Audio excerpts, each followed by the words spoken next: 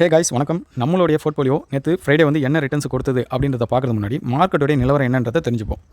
So Nifty 50 பார்த்தீங்கன்னா 22,475 புள்ளிகள் வந்து க்ளோஸ் ஆயிருக்கு. கிட்டத்தட்ட 172 புள்ளிகள் வந்து டவுன் ஆயிருக்கு. பர்சன்டேஜ் வைஸ் பார்த்தீங்கன்னா 0.76%. நிஃப்டி 50 வந்து அதனுடைய ஆல் டைம் ஹையான 22,794 புள்ளிகளை வந்து தொட்ட உடனே நல்ல ஒரு கரெக்ஷன்.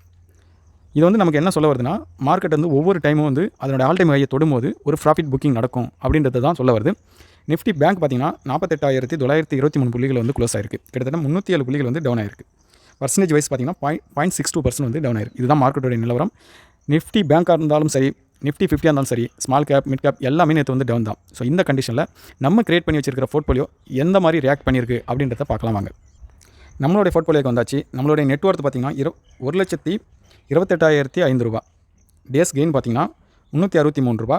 பர்சன்டேஜ் வைஸ் பார்த்தீங்கன்னா 0.28% வந்து இன்க்ரீஸ் ஆயிருக்கு, கெயின் ஆயிருக்கு நேற்று மட்டும். ஸோ ஓவரால் மார்க்கெட் வந்து டவுனில் இருக்கும்போது நம்ம பீட் பண்ணியிருக்கிறோம்.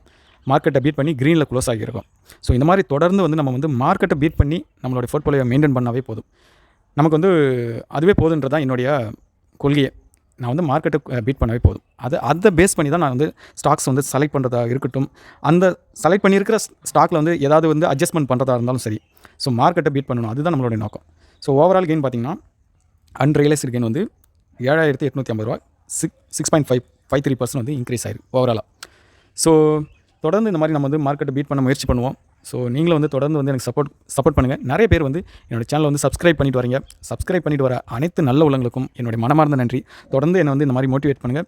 நல்ல ஒரு கண்டென்ட்டோட உங்களை வந்து சந்திக்கிறேன். ஸோ மண்டே வந்து மார்க்கெட் எப்படி ஓப்பன் ஆகுது. ஸோ தொடர்ந்து நம்ம மார்க்கெட் வாட்ச் பண்ணி நல்ல வகையில் பணத்தை சம்பாதிப்போம். நன்றி, வணக்கம்.